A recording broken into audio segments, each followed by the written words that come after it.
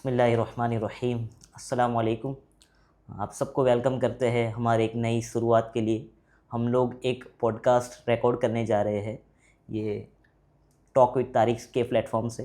ये हमारी चैनल है जिसमें हम अवेयरनेस वगैरह के वीडियोस डालते हैं। आज हमने ये पॉडकास्ट शुरू किया है जिसमें हम गेस्ट को इनवाइट करेंगे और इन्हीं की ज़बानी हम अपनी जो इनकी स्टोरी है वो सुनेंगे।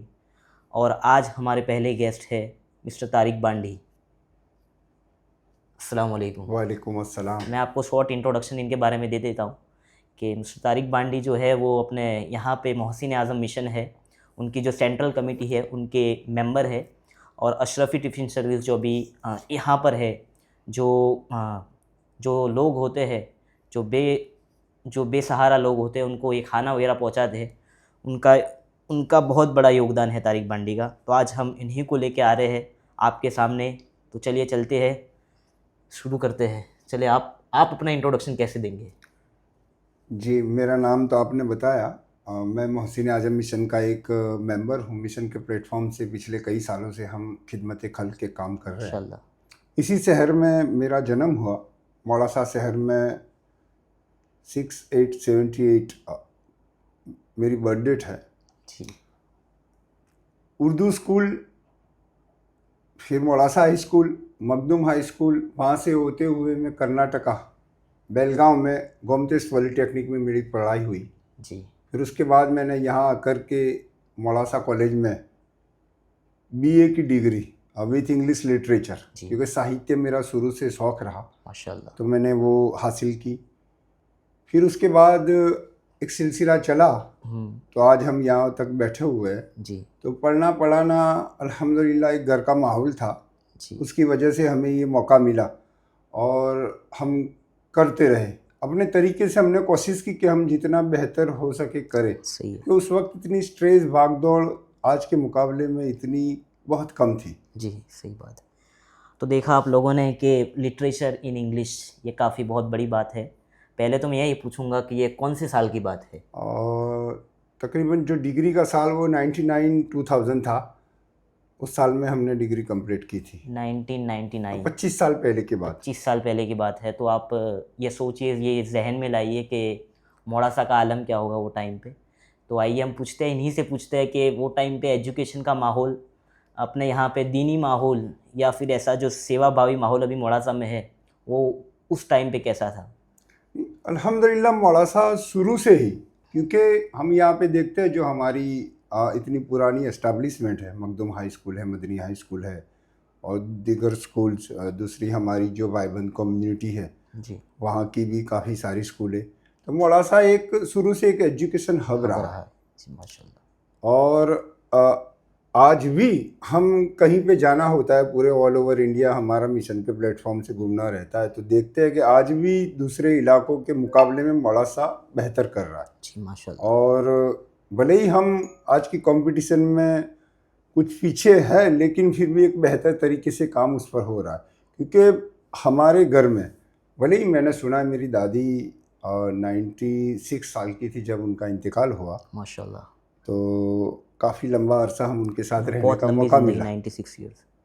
दादा, क्योंकि हमारे दादा थे वो बहुत अर्ली उनका इंतकाल हो चुका था, तो उनकी कुछ यादें हमारे जहन में नक्श है। जी, मैं इसके ऊपर बाद में आ रहा हूँ। हम लोग स्लोली जाएंगे, इनको काफ़ी सारे बातें करने आज। तो हम पहले इनके पास जाते हैं कि ये जो लीडरशिप की क्वालिटी है आपके पास बहुत बेहतरीन है। मैंने इनको वीडियोस भी देखे, काफ़ी मतलब इम्प्रेस हो रहा हूँ मैं इनके वीडियोस से। तो पहले तो ये पूछूंगा कि ये जो लीडरशिप क्वालिटी है वो आपके अंदर कैसे आई? आपके वालिद साहब के अंदर भी ये क्या खूबी थी? क्योंकि ये हमारे घर का माहौल ही था। जो आज मैं जो कुछ भी कर रहा हूँ और जो कुछ भी मैंने आज तक किया है, तो उसके पीछे इनहेरिटेड जो है, क्योंकि मेरे वालिद से मैंने देखा, सीखा और हम करते रहे। मेरे वालिद साहब को भी मैंने देखा कि उनकी, क्योंकि 2000 की साल में उनका इंतकाल हुआ, तब उनकी एज जो 49 साल की थी। आज 2000 की बात कर रहे हैं, 2000 में मेरा बॉर्न था। तो आज मैं 48 साल का हो चुका हूँ और मेरे वालिद का जब इंतकाल हुआ तब वो 49 साल के थे। तो उस वक्त उस कम एज में एक तो गुर्बत से आकर के, क्योंकि पीछे का जो बैकग्राउंड था वो गुर्बत थी, जी। हमारे दादा और उनकी सब छोटे गांव में दुकानें हुआ करती थी, वो लोग आए, उन्होंने अपने गहने दागीने, मैं वही बात बता रहा था कि मेरी दादी बताती थी कि मैंने अपने हर एक जो छोटी बड़ी घर में जो चीज़ें थी वो बेच बेच के बच्चों को पढ़ाया। कि जी। मेरे चाचा भी जो है वो बीएससी ग्रेजुएशन किया था उन्होंने, माशाल्लाह। और गुलाम हुसैन, और मेरे वालिद साहब भी ग्रेजुएट थे। तो एक उन लोगों की एक कोशिश थी कि उनके बच्चे पढ़े, उस हिसाब से हमने ये देखा। और मेरे वालिद साहब के अंदर भी एक लीडरशिप क्वालिटी तो पूरा गांव और पूरा शहर जानता है, जी। और पूरा गुजरात भी जानता है अल्हम्दुलिल्लाह। उनका जो एरा रहा और जो काम उन्होंने किए, उसकी आज भी अल्हम्दुलिल्लाह एक मिसालें हमारे शहर में दी जाती है, और हम सुनते हो हम प्राउड फील करते हैं। जी। हमारी ऑडियंस इसमें काफ़ी सारी यंग जनरेशन है, तो काफ़ी सारी ऑडियंस को पता नहीं होगा इनके वालिद साहब का नाम। तो पहले तो हम लोग इनके वालिद साहब का नाम पूछ लेते हैं। आपके वालिद साहब के बारे में शॉर्ट इंट्रोडक्शन। जी, मेरे वालिद साहब का नाम मूसा भाई था। जी। मौलासा की तकरीबन हर एक माइनॉरिटीज़ की जितनी भी संस्थाएं, उन तमाम में उनका कुछ न कुछ योगदान रहा है। जी माशाल्लाह। भले ही वो बैंक हो, स्कूल्स हो, मखदूम हाई स्कूल हो, जितने भी रिलीजियस और एजुकेशनल जितनी भी संस्थाएं, उन हर जगह पर उन्होंने अपनी खिदमत अंजाम दी। चालू जब वो उनका इंतकाल हुआ तो ऑनररी सेक्रेटरी की पोस्ट पर मखदूम हाई स्कूल में थे। माशाल्लाह। मखदूम हाई स्कूल में जो साइंस का जब वो स्ट्रीम शुरू हुई, तब भी मेरे वालिद साहब वहाँ पर पोजीशन पर थे। जी। अल्लाह के फजल से आज भी 25 साल के बाद भी आज भी लोग मुझे मिलते हैं जो उनके किए हुए एहसानात गिनाते हैं, तो हम प्राउड फील करते हैं। जी। अल्लाह ताला उनकी कब्र के लिए, आखिरत के लिए वो आमीन आमीन चीज़ों को सुम्मा ज़रिया आमीन। बनाए। एक बात जो होती है कि वालिद साहब जो होते हैं वो पहचान छोड़ के जाते हैं, तो यही बात हम लोग आगे बढ़ाते हैं कि आपके वालिद साहब जो थे उनकी फाइनेंशियल कंडीशन कैसी थी। अल्हम्दुलिल्लाह, क्योंकि हमने तो जब भी होश संभाला तो अच्छा ही पाया। माशाल्लाह। और एक बहुत बड़ा कारोबार था जी। उनका। जब हम बड़े हुए तो हमने यही देखा कि हर एक अच्छे तरीके से हमने तो उस चीज़ को महसूस किया है जी। कि अच्छी पोजीशन थी, माशाल्लाह। और हमने कभी तकलीफ़ का सामना उनके होते हुए कभी नहीं किया। माशाल्लाह, ये एक बहुत बड़ी बात है कि बाप के होते हुए कोई भी बेटा तकलीफ़ का सामना नहीं करता है। तो बात को आगे बढ़ाते हैं, ये पूछते हैं कि आपके फैमिली मेम्बर्स, जो आपकी फैमिली है जिसमें आपके भाई होंगे, बहन होंगी, इसके बारे में थोड़ा शॉर्ट इंट्रोडक्शन दे दें। जी, मेरी बहनें भी हैं, और भाई, मेरा भाई जो है मोइन, एक सिविल इंजीनियर, माशाल्लाह। तकरीबन 18-19 साल से वो दुबई में है। अभी वो फ़िलहाल उनकी फैमिली के साथ दुबई में रहते हैं, उनके बच्चे वहाँ पर पढ़ते हैं। जी। एक उनकी खुद की कंस्ट्रक्शन कंपनी है जो अभी वो माशाल्लाह। चला रहे हैं। और एक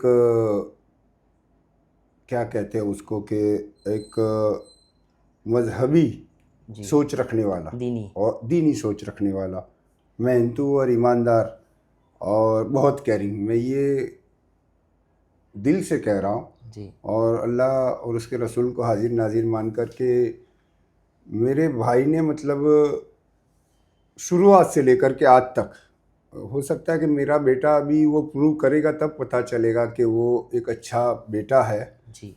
लेकिन मैं अपने भाई को एक वालिद के तौर पर उस पर आज भी मतलब प्राउड फील करता हूँ। माशाल्लाह, ये बहुत बड़ी बात है। मैंने इनसे पर्सनली मुलाकात की है, वो शख्सियत ही ऐसी है। हम लोग लाएंगे इंशाल्लाह पॉडकास्ट में, आप बात करेंगे तो आपको बात करने में मज़ा आ जाएगा। कंटिन्यू।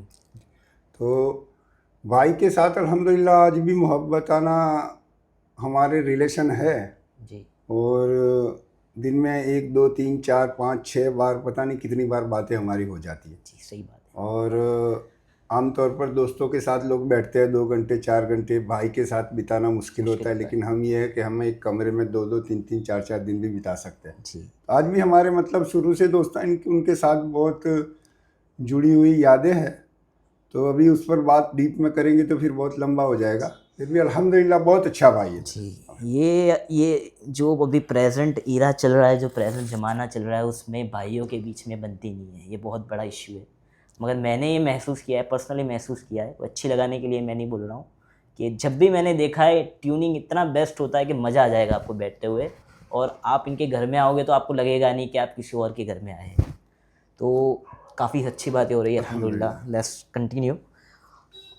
मैं एक ये सोच रहा था कि आपके वालिद साहब थे तब तक तो घर का माहौल एकदम अल्हम्दुलिल्लाह अच्छा चल रहा था। मैंने सुना है, मेरे वालिद साहब ने बताया है कि एक वक्त ये आया कि वालिद साहब अचानक दुनिया से इंतकाल कर रहे हैं।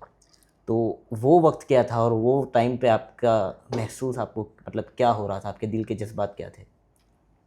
यकीनन मेरी ज़िंदगी का वो एक सानेहा जिसको कह सकते हैं कि एक मुहावरा आपने सुना होगा कि पाँव की तरह से ज़मीन का खिसक जाना। खिसक जाना।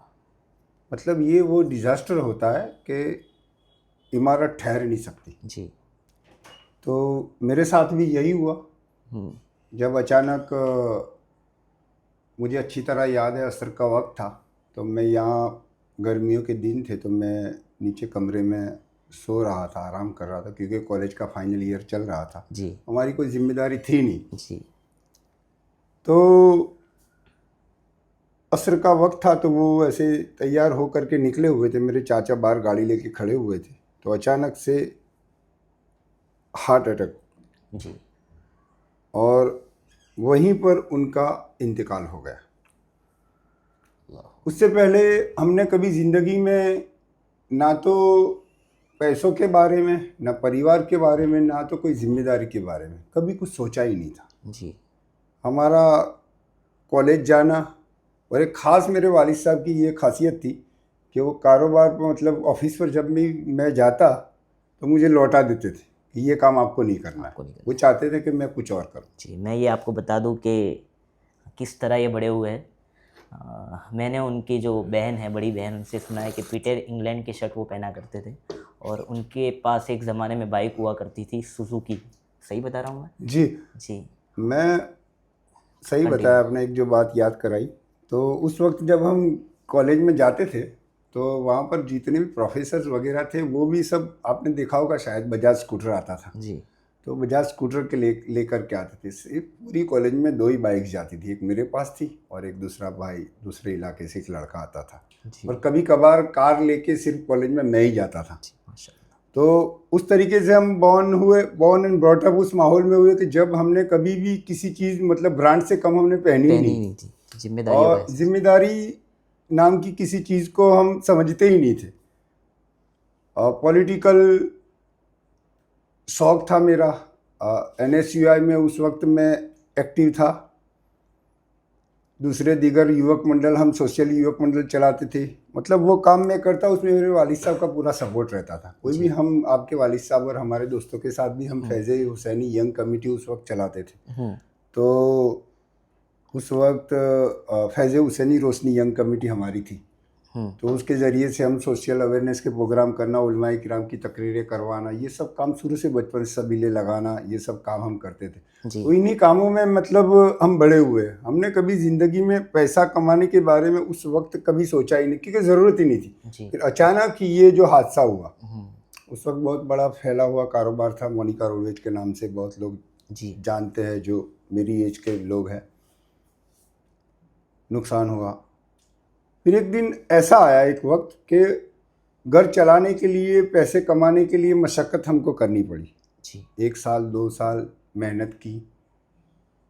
फिर मैंने सोचा कि ये ऐसे बात बनेगी नहीं, क्योंकि जिस तरीके से हमारा माहौल था और जो स्ट्रगल हम कर रहे थे, और इसमें मैं थोड़ा डीप में जाने चाहूँगा कि एक तो टाइम था, वक्त था कि आप ब्रांड होता है कि ब्रांड ही चीज़ें पहनते थे और सुजुकी बाइक लेके घुमा करते थे। तो अचानक ये हो जाना, आपके दिल पर आपके भाई की जिम्मेदारी, आपकी बहनों की जिम्मेदारी, ये आपको कैसे महसूस हुई वो उस वक्त पर? वही मुश्किल थोड़े वक्त के लिए लगा, लेकिन मेरी वालिदा जो थी, मैं रिसेंटली उनके जब इंतकाल का दिन आया तो मैंने पोस्ट लिखी कि मेरी वालिदा जो थी वो कुरान करीम की रोज़ाना तिलावत करती, माशाल्लाह। और रोज़ाना जब मैं निकलता तो कोई किसी न किसी आयत पर वो बिठाती और सुनाती थी।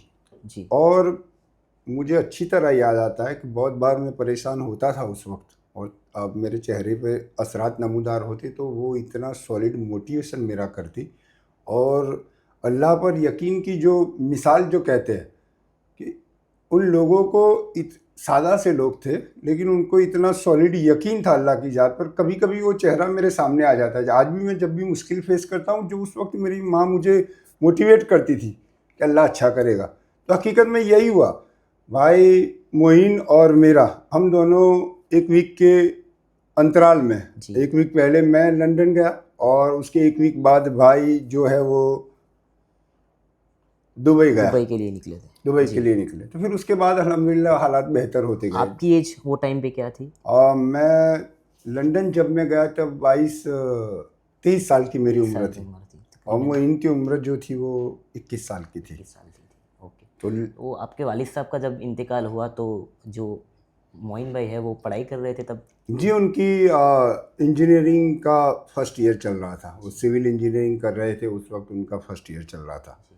तो 3 साल तक उन्होंने बहुत यहाँ मड़ासा इंजीनियरिंग कॉलेज में बहुत तकलीफ़ें उठाकर उसने इंजीनियरिंग की है। माशाल्लाह। एक बाप का इंतकाल हो जाना और ज़िम्मेदारियों का बोझ आ जाना, उसके बाद परिवार को, फैमिली को लेके चलना, और इनकी माँ का एक बहुत बड़ा हमने रोल देखा कि माँ जो होती है वो पहली तरबियत का होती है। यूनिवर्सिटी हम जो इसको बोलते हैं कि माँ यूनिवर्सिटी होती है बच्चों के लिए।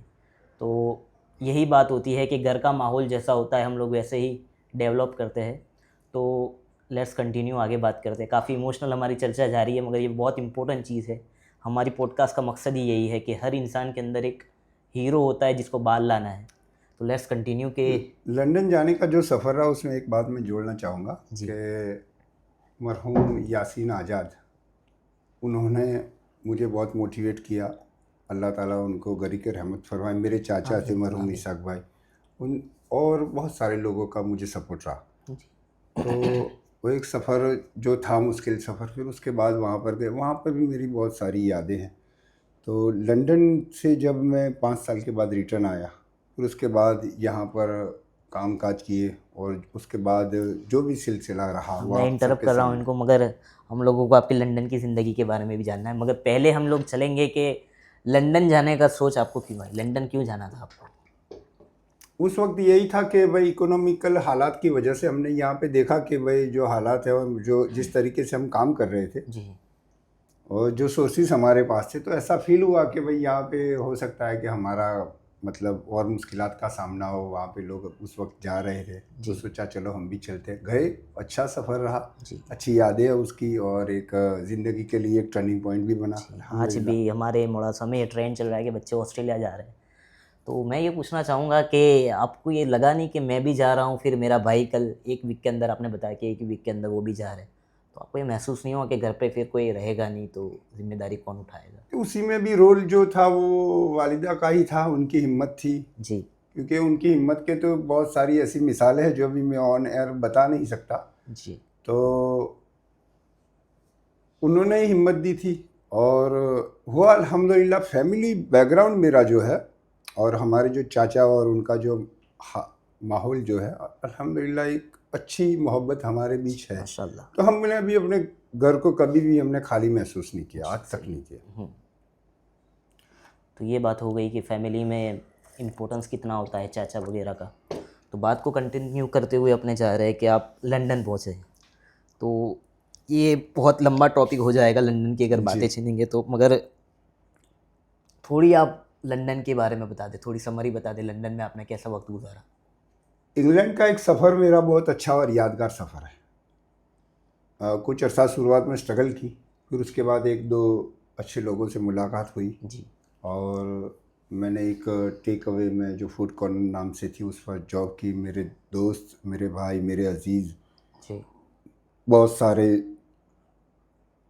जो आज भी मेरे कांटेक्ट में है, जी। जिनके साथ बहुत अच्छा प्यारा वक्त गुजरा। जी। और ख़ास करके शब्बीर भाई, जो मैं जिनके पास जॉब करता था, जी। उनके और मेरे ताल्लुकात आज भी मुझे 12-13 साल हो जाने के बाद भी है। कभी हमारा दुबई में मुलाकात होती है तो कोशिश करते हैं हम मिलें, बैठते हैं, बातचीत करते हैं। तो अच्छा सफ़र रहा अल्हम्दुलिल्लाह। एक और ज़िंदगी में एक बार हर इंसान को ये कोशिश करनी चाहिए, अगर जी। है अगर आपके पास चांस और वक्त है, तो एक सफ़र ये करना ज़िंदगी चाहिए। में करने जैसा काम है सफ़र। जी। इससे बहुत कुछ सीखने के मिलता है। जब हम एक बाहर जाते हैं तो हमको एक दूसरी कंट्रीज़ के लोग भी मिलते हैं, उनका चाल चलन, बैठना उठना सब बहुत सारी चीज़ें, ज़िंदगी एक सफ़र का नाम है, जी तो अनुभव करते रहना चाहिए। जी। चलो मैं एक थोड़ा पीछे जा रहा हूँ उनके लिए, मुझे एक चीज़ याद आई वो मुझे पूछनी है। जब आप गए होंगे तो मैंने देखा है कि काफ़ी सारे बच्चे जो जाते हैं उनकी फैमिली पूरी पूरी मतलब सब रखने जाते हैं। तो वो टाइम पे वक्त कैसा था? आपको कौन रखने आया था और आपकी माँ की वो लास्ट बात कौन सी थी जब आप सामान लेके जा रहे थे? नहीं, मुझे तो अपने मेरे सारे दोस्त ही रखने आए थे, जी और वालिदा तो अल्हम्दुलिल्लाह हमेशा दुआओं से नवाजती थी और हिम्मत देती थी। उनका एक डायलॉग था कि अल्लाह अच्छा करेगा, और उस हिसाब से माँ ने तो यही कहा था कि मेहनत करना और यहाँ की चिंता मत करना, क्योंकि यहाँ पे जो मैंने वही बताया कि जो मेरी फैमिली है, वो बच्चे तो छोटे छोटे थे मेरे। जी। तो मैरिज हो गए थे आपके यानी? हाँ, 2 बच्चे उस वक्त थे मेरे, जी। और छोटे बच्चे थे। हम्म। तो स्कूलिंग चल रही थी, एक बच्ची की स्कूलिंग चल रही थी, और एक अयान जो है वो उस वक्त स्कूल में नहीं जाता था। जी तो उस हिसाब से मेरी वाइफ और मेरी वालिदा, हमारे चाचा चाची, बहनें, सबका एक अल्हम्दुलिल्लाह एक अच्छा सपोर्ट रहा। जी। बहुत इम्पोर्टेंट चीज़ होती है फैमिली का सपोर्ट हाँ, किसी भी सफ़र में। ये बहुत इमोशनल चीज़ होती है जब एक बंदा मतलब जिम्मेदारियों का बोझ लेके बाहर सफ़र के लिए निकलता है और फैमिली का जो मतलब वो जो लम्हा होता है निकलने का, वो वही समझ सकता है जो बाहर गया है, और जो जुदाई का जो आलम होता है वो वही समझ सकता है जो फैमिली से दूर गया है। और वो टाइम पे जब आपके बच्चे हो, दो दो आपके मैरिज हो गए, तो अब ये जाना बहुत मुश्किल है। तो थोड़ा फास्ट फॉरवर्ड करेंगे क्योंकि बहुत लंबा एपिसोड जा रहा है। तो आइए पहुँचते हैं कि जी। लंदन की एक यादगार बात आप बता दें जो आपके लाइफ में अभी भी मतलब बहुत मज़ा, आपको याद आके मज़ा आ जाता है। मतलब ये एक जो बात हुई थी वो बहुत ज़ोरदार बात थी।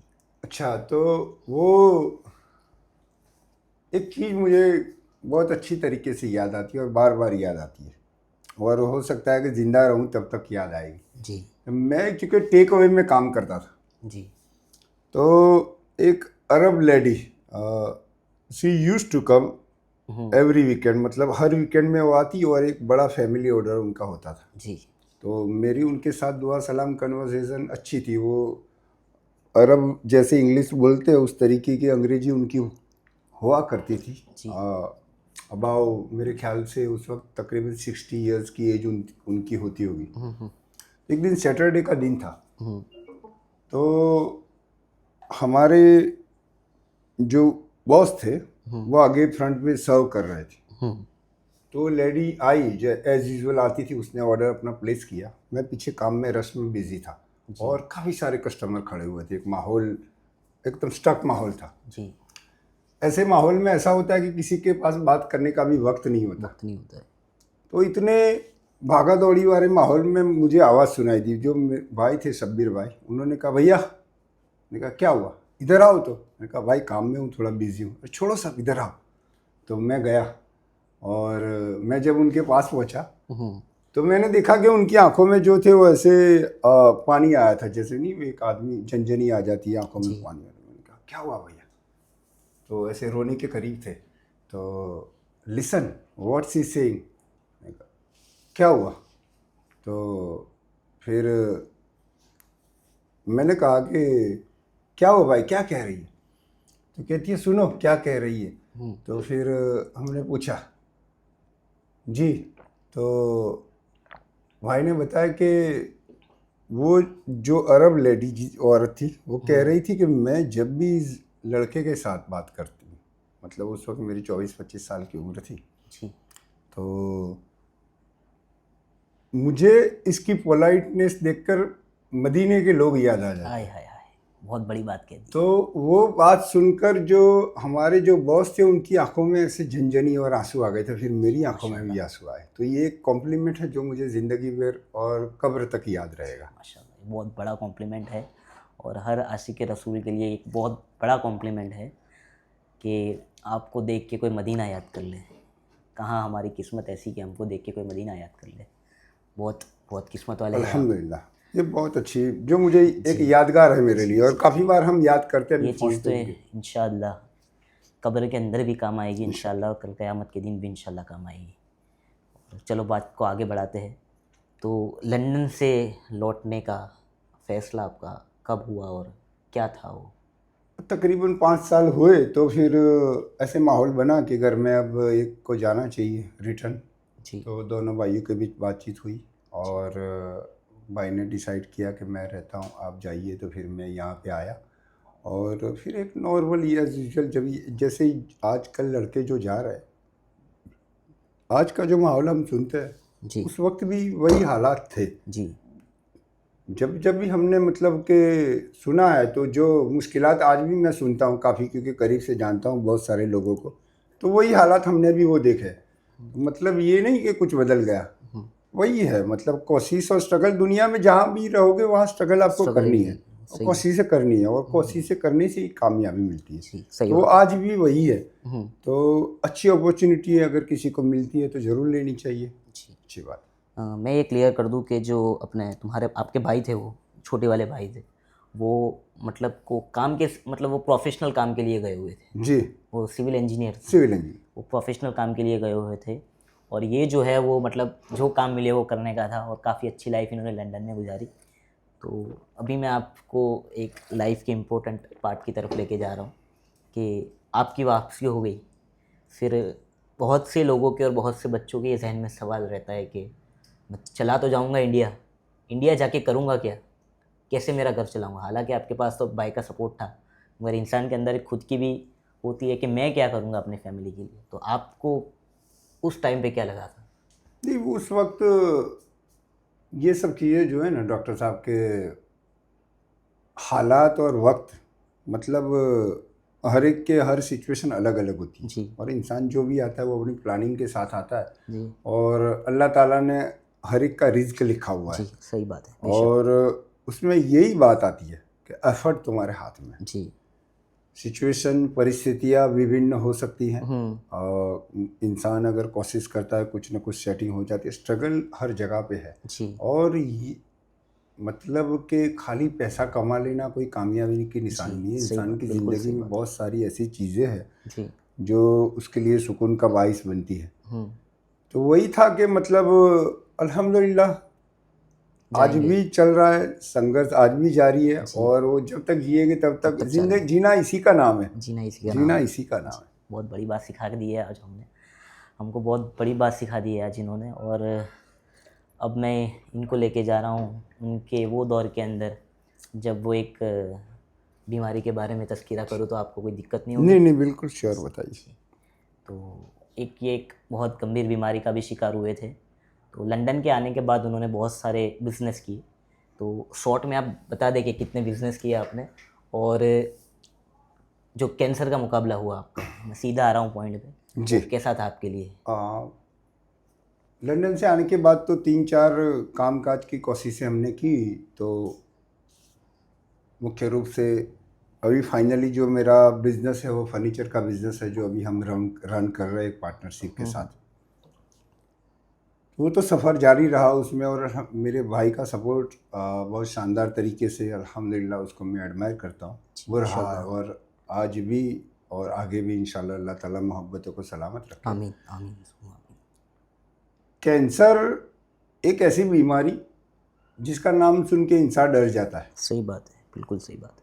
आप मेडिकल फील्ड से जुड़े हुए और डॉक्टर हैं, आप मुझसे ज़्यादा जानते हैं कि जब कैंसर डायग्नोसिस होता है तो उस वक्त जो पेशेंट का जो मोरल होता है, उसका लेवल क्या होता है, आप मुझसे बेहतर जान सकते हैं। सही बात है, बिल्कुल सही बात है। तो चूँकि मैं अपने एक दोस्त इकबाल का केस हैंडल कर चुका था। जी। और मुझसे 3-4 साल पहले उनको कैंसर डायग्नोसिस हुआ, रमज़ान का महीना था।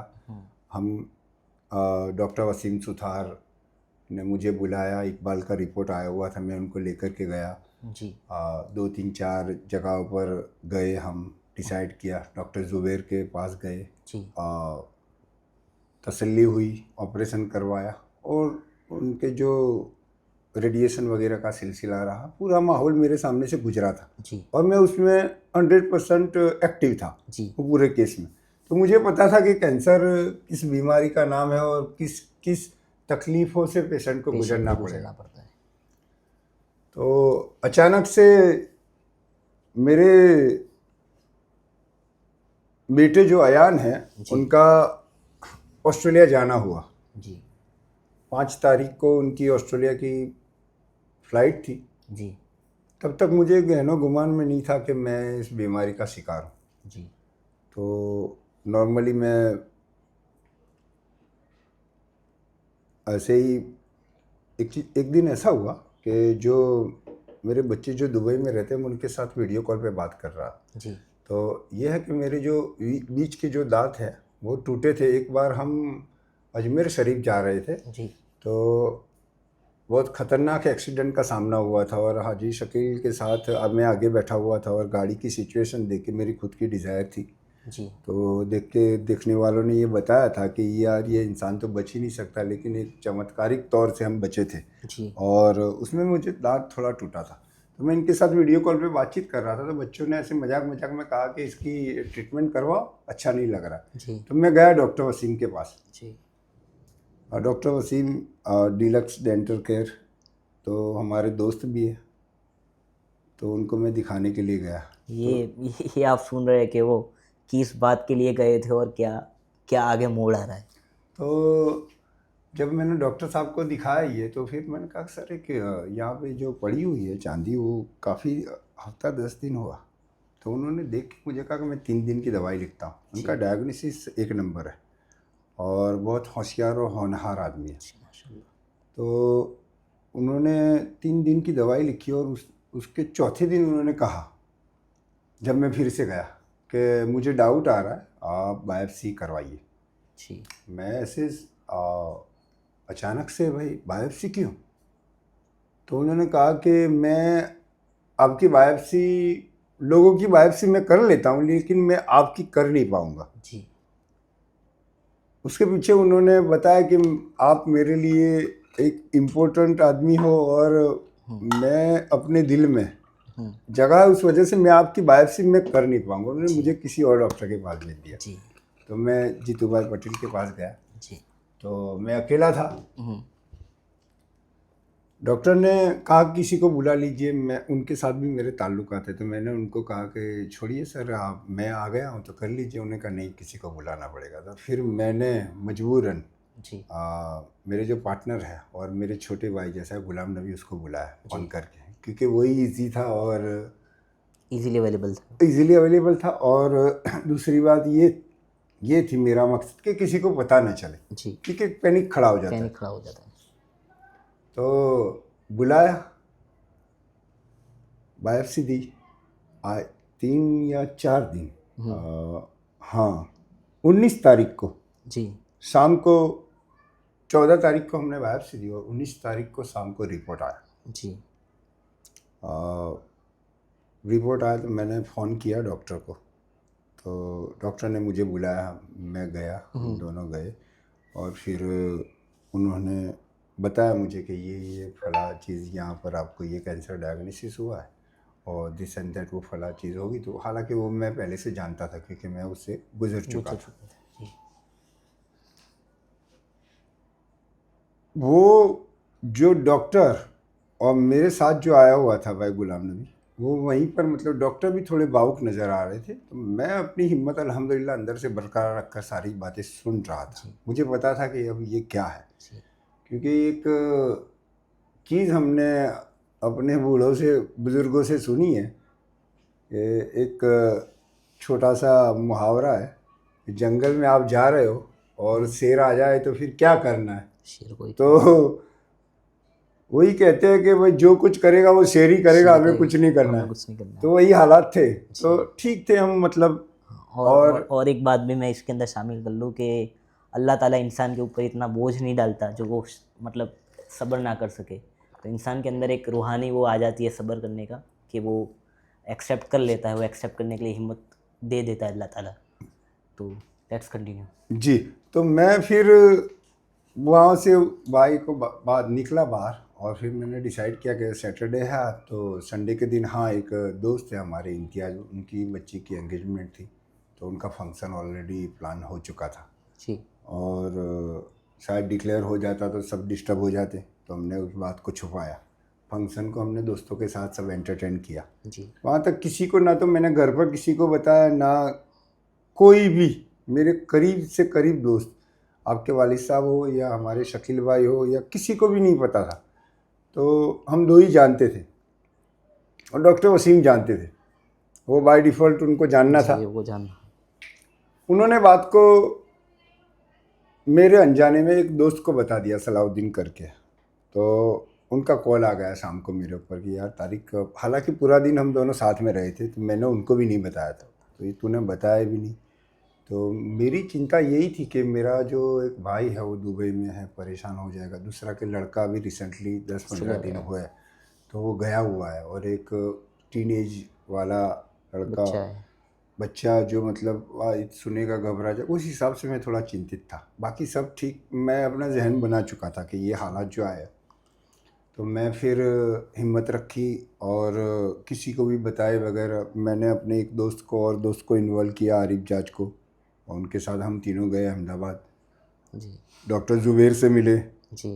डॉक्टर ज़ुबैर मेरे जानने वाले ही थे क्योंकि हमारे दोस्त का ऑपरेशन उन्होंने किया था। जी। उनके साथ अच्छे कांटेक्ट मेरे ऑलरेडी थे जी। और दुआ सलाम होती रहती थी। बहुत अच्छे तरीके से उन्होंने इस केस को हैंडल किया, पूरा प्लान समझाया, मोटिवेट किया। आज भी मुझे हेल्पफुल है और हमेशा आज तक, मतलब मैं ये बात कहूँगा कि डॉक्टर ज़ुबैर के बारे में कि उन्होंने जब जब भी ज़रूरत पड़ी तब मुझे एक पेशेंट के तौर पर नहीं बल्कि एक दोस्त के तौर पर ट्रीट किया और हमेशा मेरी लुक आफ्टर की और मोटिवेट भी किया, हिम्मत भी दी। और एक बात मैं बताऊंगा कि जो इन हालात में आज भी मोड़ासा में उसके बाद जितने भी कैंसर के केसेस हुए हैं, जी। ज़्यादातर लोग मेरे पास आए, या तो मैं खबर मिलने पर वाया कोई ना कोई मुझे इनवाइट करता, तो मैं उनके घर में खुद जाता हूँ और कोशिश करता हूँ कि उन्हें हिम्मत दूँ। क्योंकि इस बीमारी में मैंने इस चीज़ को देखा भाई कि हिम्मत और मेंटल हेल्थ आपकी बहुत काम स्ट्रांग करती होनी है। चाहिए। जितनी आपकी मेंटल हेल्थ स्ट्रॉन्ग है, आप उस बीमारी से जल्दी से उभरेंगे। जल्दी किसी उसके मनफी असरात होते हैं जिस्म पर, ऑपरेशन के, रेडिएशन के, कीमोथेरापी के जी।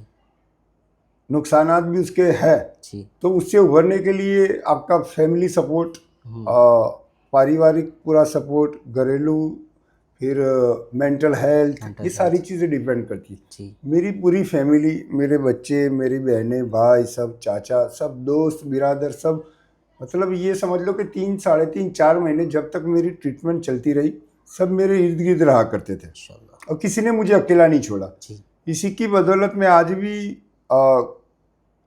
इंडिया लेवल से भी, कहीं से भी, अभी ये मेरे जो वीडियो वगैरह वायरल होते हैं, तो मैं आपको एक बात बताऊँ, एक शकील भाई करके है वेरावल के, जी, एक वीडियो पे मेरी कमेंट आई कि सर आपका नंबर चाहिए। तो मैसेंजर पे मैंने उनको नंबर दिया। फिर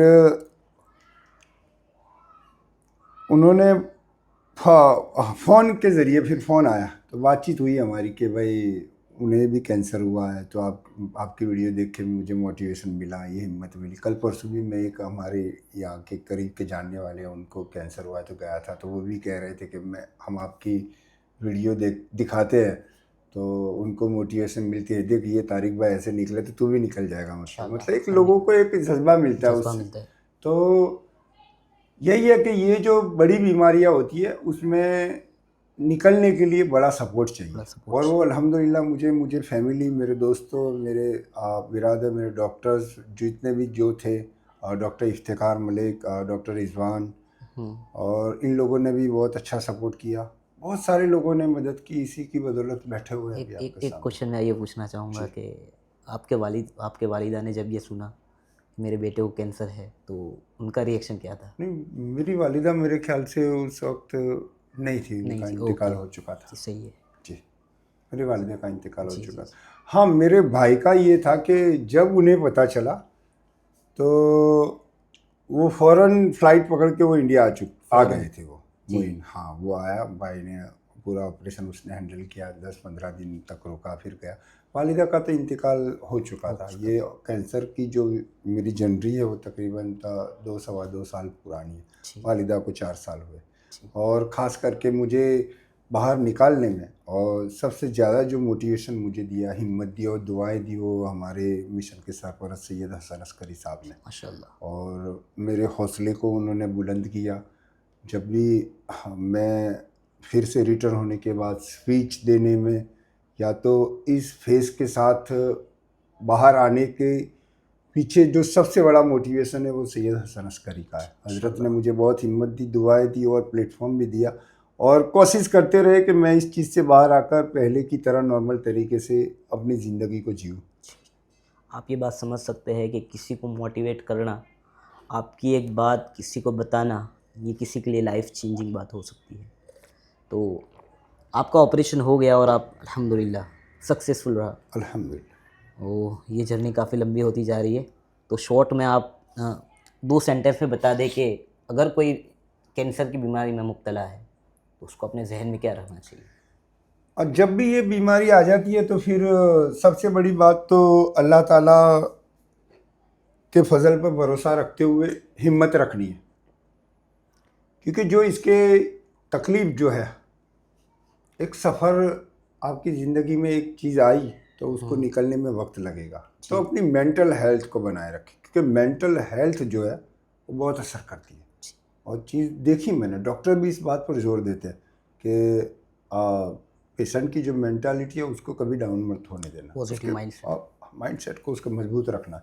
जितनी मजबूती रखोगे अल्लाह ताला के फजल से वो इंसान इतनी आसानी से बाहर आता है। जी। इम्पोर्टेंट है फैमिली के लोग हो, दोस्त बिरादर, वो उसको मोटिवेट करते रहे कि भाई ये इंशाल्लाह 1 2 3 4 महीने में गुजर जाएगा, सब नॉर्मल हो जाएगा, ये निकल जाओगे और आप। आजकल तो इसका इलाज भी है भाई, इलाज है, मुहैया है, इलाज मुहैया है, हो जाता है, ईजी है, पहले के मुकाबले में बहुत ईजी हो चुका है। अगर आप में से कोई किसी को मोटिवेशन या फिर कोई जज्बा वगैरह या कोई सी बातचीत करनी हो तो आप मिल सकते हैं, या आपको इंशाल्लाह मोटिवेट करेंगे। और मैं अभी पॉडकास्ट को ख़त्म करने के लिए जा रहा हूँ।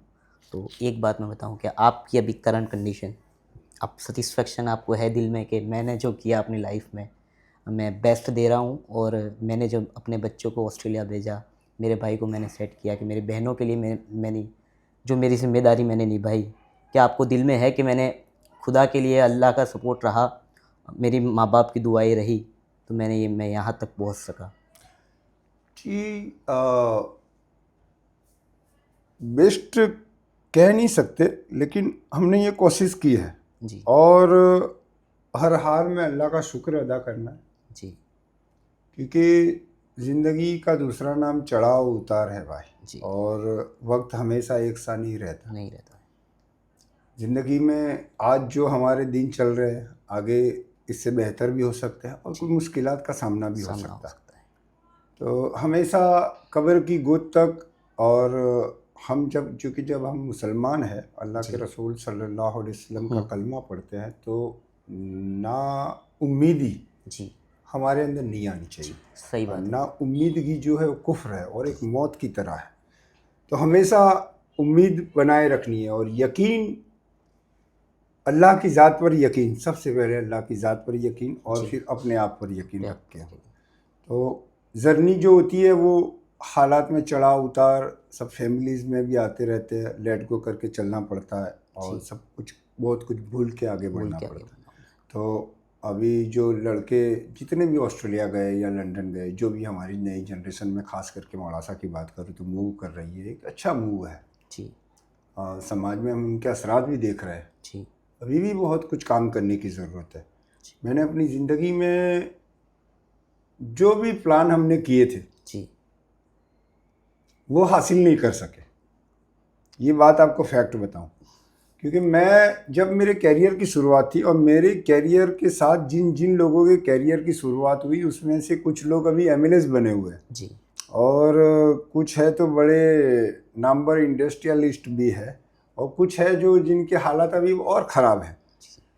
तो लेकिन जिस तरीके से अप्स एंड डाउन्स, जैसे एक स्नैक्स एंड लेडर्स का खेल देखा होगा आपने, सांप सीढ़ी जिसको कहते हैं, तो मैं कई बार मैं सोचता हूँ और अपने इमेजिनेशन में लाता हूँ कि अगर ये सारे स्टेप जो मेरे सही रहे होते तो मैं पता नहीं मैं कौन सी ऊंचाई पे होता। जी।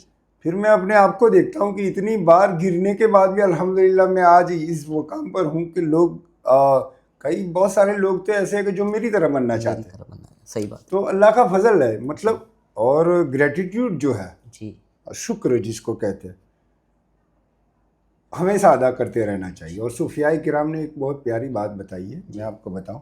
और एक छोटी सी बात कहूँगा कि सूफियाए किराम कहते हैं कि जो शुक्र है, और शुक्र का मतलब जैसे हम आमतौर पर हम जानते हैं कि शुक्र मतलब अल्लाह का शुक्र है, अल्हम्दुलिल्लाह। आपने जी। भाई कैसे हो, तो अल्लाह अल्हम्दुलिल्लाह, वो जी। शुक्र हम समझते हैं कि हमने बजा लाए। लेकिन सूफिया के नज़दीक शुक्र का सीधा साधा मतलब जो है वो बांटना है, जी, तकसीम करना। तकसीम करना है। मतलब कोई चीज़ नेमत आपको मिली है, तो उस नेमत को, ये पानी आपको मिला, अगर ये पानी आपने किसी के साथ शेयर किया तो इसका मतलब ये है कि आपने इसका शुक्र अदा किया। शुक्र अदा किया।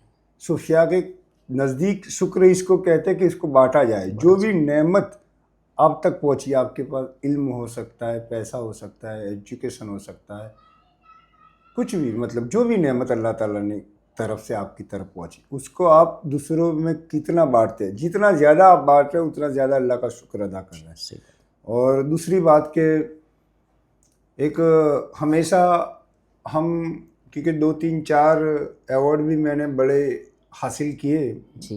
मोहसिन आजम मिशन के बिहाफ भी मैंने लिए, और पहले भी मुझे मिलते रहे, और कॉम्प्लीमेंट्स भी बहुत सारे मिलते रहे। और मैं ख़ास इस बात में एक बात कहूँगा कि हमारे जो मोहसिन आजम मिशन के फाउंडर है, मैं इंटरप्ट कर रहा हूँ आपको, जी मगर ये हमारा एपिसोड बहुत इंटरेस्टिंग और बहुत अच्छी तरीके से जा रहा है, मगर हमको इसको थोड़ा शॉर्ट रखना है, तो इसके लिए जल्दी कंप्लीट करें। जी, हज़रत की एक बात जो हमें हमेशा मोटिवेट करती है, हज़रत फरमाते हैं कि जो नाम के लिए काम करेगा जी।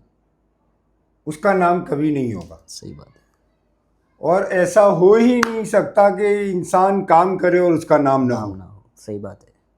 और हमेशा इस बात को मद्देनज़र रखते हुए हम हमेशा कहते हैं, जब भी हम कोई काम करते हैं तो अपना फोकस इस बात पर रखते हैं, क्योंकि हमने यही चीज़ मतलब दिल में गोल बना के रखा हुआ जी। कि हमारा जो सबसे बड़ा अवार्ड जो है, मिशन के प्लेटफॉर्म से हम जब भी कोई काम करते हैं, हम नहीं देखते कोई क्या क्या कह रहा है। जी। हमारे सरपरस्त के चेहरे की जो मुस्कान है वही हमारा सबसे बड़ा अवार्ड है। जी। इसी बात को हम आगे रखते हुए हमेशा काम करते हैं, और कोशिश करते हैं कि हमसे अल्लाह ताला जो भी खिदमत का काम, मतलब हम जितना भी कर सके हमारी ज़िंदगी में, वो इंशाल्लाह कोशिश करते हैं। अभी मैं आपके साथ एक एक कंपटीशन कह लो या फिर गेम कह लो, वो खेलने जा रहा हूँ। आपको मैं कंडीशंस दूंगा, वो कंडीशंस को आपको इमेजिन करके मुझे जवाब देना है। जी तो पहला कंडीशन मैं आपको दे रहा हूँ कि आज के हालात में अगर आपके वालिद साहब दुनिया में मौजूद होते, तो आपको मतलब क्या बोलते कि तारिक, आपने बहुत अच्छे से जिम्मेदारी निभाई, या अपने अल्फाज में बता दे कि आपके वालिद साहब के क्या मतलब आपके लिए तासुरात क्या होते? यही था कि तासुरात तो अल्हम्दुलिल्लाह एक बाप के अपनी औलाद के लिए अच्छे ही होते हैं, लेकिन मेरा उसमें बहुत फ़ायदा होता।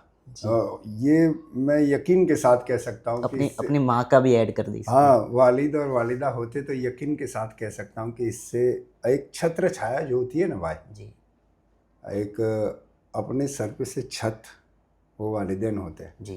तो वो महसूस करता हूँ मैं, वो नहीं है। अगर वो होते तो मैं एक छत्र छाया में होता, तो उसके निखार ही अलग होता भाई, क्या बयां बोल नहीं कर सकते। वो क्या बोलते हो तारिक, आपने ज़िंदगी में काफ़ी आगे तक काम कर लिया है, जिम्मेदारी काफ़ी अच्छे से निभा रहे हो। अल्लाह ताला वो वही मैं ये कब्र में मानता हूँ कि भी, इंशाल्लाह यही मानते होंगे। बस यही जी। हुस्न ज़न अल्लाह ताला सलामत रखे। अल्लाह ताला हमारे, उनके लिए भी कब्र में आसानी फरमाए। आमीन आमीन, अल्लाह बेहिसाब मगफिरत फरमाए। और दूसरी कंडीशन मैं आपको दे रहा हूँ कि अगर मैं आपको बोलूँ कि आपकी लाइफ में से अगर मैं ये मौका दूँ कि आप वापस जाए और कोई चीज़ को आप ठीक कर दें, कि ये चीज़ अगर मेरी लाइफ में ना होती तो मैं यहाँ वो होता, कोई लाइफ की वो इंसिडेंट आपको निकालना है, तो वो कौन सा इंसिडेंट है जो आप अपनी लाइफ से निकालेंगे? 2 3 इंसिडेंट ऐसे है जो मुझे ऐसे लग रहा है कि जिसने मुझे बहुत डैमेज किया। फिर भी यही कहूँगा कि जो अर्ली एज में मेरे वालिद का जो इंतकाल हुआ, वो मेरी ज़िंदगी का सबसे बड़ा बैकलॉग्स था, जो मुझे मतलब एक सीधे ज़िंदगी को फेस करना पड़ा। वो मुझे ऐसा फील हो रहा है कि वो मेरे लिए बहुत अर्ली था, जी। बिना ट्रेनिंग के था। जी। तो अगर मुझे वो 5 10 साल मिलते तो हो सकता है कि कुछ बदलाव होता। अल्लाह जी, ताला, अल्लाह अल्लाह की मर्ज़ी के ऊपर सब जी डिपेंड जी करता है। सही बात है। और लास्ट क्वेश्चन मैं आपसे करूँगा, लास्ट कंडीशन में बयां करूँगा कि अयान को आप इस पॉडकास्ट के जरिए क्या सीख देंगे, या फिर जो भी बच्चे हमारे यंगस्टर्स यहाँ पे सुन रहे हैं उनको आप क्या बताना चाहेंगे? जी, मैं अपने कौम और मिल्लत और वतन के तमाम जितने भी नौजवान बच्चे हैं उनसे यही कहूँगा कि अपने कैरियर पर फोकस करिए और जो भी आप कर रहे हैं उसको बेहतर और अच्छे से अच्छे तरीके से करने की कोशिश करिए और अपने माँ बाप का अदब करिए। जी कि जब वालिदैन एक ऐसी नेमत है, जब वो नहीं होते तब उसकी अहमियत का पता चलता है। जी तो और आजकल की जनरेशन को ख़ास इस बात का ख्याल रखना है कि अपने वालिदैन की इताअत करे और अपने फैमिली बैकग्राउंड को जितना हो सके उतना मदद करने की कोशिश करे। अपने करियर ओरिएंटेड फोकस रखना चाहिए इंसान को। जितना भी आप बेहतर जिस फील्ड में भी कर रहे हैं जी। बेहतर करने की कोशिश करें। लास्ट क्वेश्चन मैं पूछने जा रहा हूँ, उसके बाद हम लोग हमारा पॉडकास्ट एंड करेंगे। अगर आप कामयाबी को बयान करते हैं तो कैसे करेंगे? कामयाबी क्या है? कामयाबी, दरअसल कामयाबी हर एक के लिए अलग अलग अलग मायने अलग। रखती है। जी इंसान उसकी सोच के मुताबिक सोचता है कि मेरी इसमें कामयाबी है। अभी ये इसकी मिसाल में अगर देने जाऊं तो बहुत लंबी हो जाएगी, लेकिन कामयाबी जो है वो मेन जिसको समेटा जाए तो एक सेटिस्फेक्शन होता है। जी जब भी आप, अच्छा, इंसान के अंदर एक जज बैठा हुआ है कुदरती तौर पर, अल्लाह ताला ने, और उसकी अंतरात्मा जिसको हम उसका ज़मीर कहते हैं। जी और वो ज़मीर जब आपका मुतमईन हो जाए, जी मतलब आपने नमाज़ पढ़ी और आपका ज़मीर मुतमईन हो गया, अंतरात्मा सेटिस्फेक्शन हो करो, जी तो कामयाबी है। जी कोई काम किया, आपका ज़मीर मुतमईन, क्योंकि जो जज है वो उसको बता देता है कि यू आर रॉन्ग और right. You are wrong, right. हर सही। इंसान को पता है कि मैंने ये स्टेप लिया वो गलत है या सही है, उसका ज़मीर उसको जजमेंट ऑन द स्पॉट देता है। सही बात है। तो ज़मीर जब आपका संतुष्ट हो जाए समझ लो आप कामयाब। माशाल्लाह, ये कामयाबी की डेफिनेशन तारिक भाई ने हमें बताई। काफ़ी अच्छी इंटरेस्टिंग स्टोरी रही और काफ़ी इमोशनल भी थी। और इसी के साथ हम लोग हमारा ये पॉडकास्ट जो है वो एंड कर रहे हैं। इंशाल्लाह नेक्स्ट एपिसोड में एक नए हमारे मेहमान लेके आएंगे जिनके साथ हम काफ़ी अच्छी बातें करेंगे। यही हमारा मोटिव है, यही हमारा टारगेट है कि हर किसी ने, हर इंसान ने कुछ भी फेस किया है अपनी ज़िंदगी में, वो कौम को बताए कि ये कैसे उसके वो कंडीशन में से बाहर आए हैं, ताकि लोग उससे सीख सकें। इंशाल्लाह मिलते हैं नेक्स्ट एपिसोड में। अस्सलाम वालेकुम रहमतुल्लाहि व बरकातहू। बहुत काफ़ी शुक्रिया, शुक्रिया आपका। जज़ाकल्लाह खैर, थैंक यू।